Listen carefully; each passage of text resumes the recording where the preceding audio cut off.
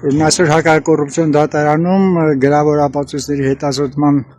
շարունակություններ Տիկին Ծառուկյան այսօր դատախազի ներկայացրած օրինակները ինչի մասին են։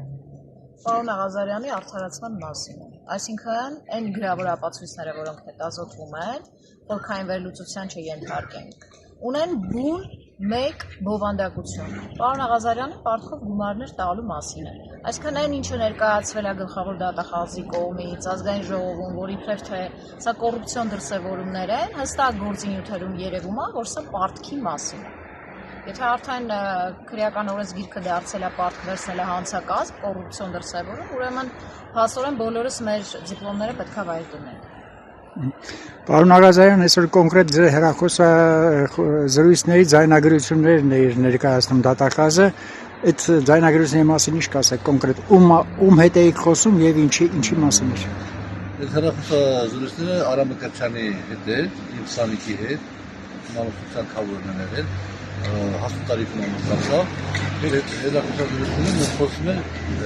մեր հարաբերությունները արդեն այդ ժամանակ լարված էին, եւ մենք ցույց էինք արել մեր բաների մասին, ցույց էինք եւ վերցրել, ինքը որպես Սանիկ տարբեր հարցերով գումար է տվել, օգնել է որոշ դեպքերում վերադարձել է, որոշ դեպքերում չի վերադարձել եւ հետո երբ որ ամփոփեցինք մեր այսպես կոչված այդ ոդիսականը, ես նրանցի դարձա որ $8000 իրեն պարտք եմ ամանեցողներ։ Այդ հեռախոսազրույցները մարդը որ ինքը դժվարություն ունի ուրիշների հետ, խնդրում եմ այդ պարտքից ես վերադարձնեմ ամբողջական կամ մի մասը, որովհետեւ ինքը իր հարցերը լուծի։ Բայց ես այդ պարտքը, այդ իր պարտքը վերադարձնել եմ գրավոր ձևով, իր մի պարտապանի եմ տվել իր համաձայնությամբ, որի համար գույությունը գրավոր փաստաթղթեր եւ այլ։ Ու խոսքը ստեղ բանը, հետաքրքիր է գիտեք, հետաքրքիրն է որ տեսեք նույնիսկ իր խոսակցության մեջ ասում որ դες թվա թե ձայնագրում ես ամեն ինչը, բայց գիտեմ որ ինքը ձայնագրում է։ Որտեղ արդեն գիտի ինչ մարդեր գործում են։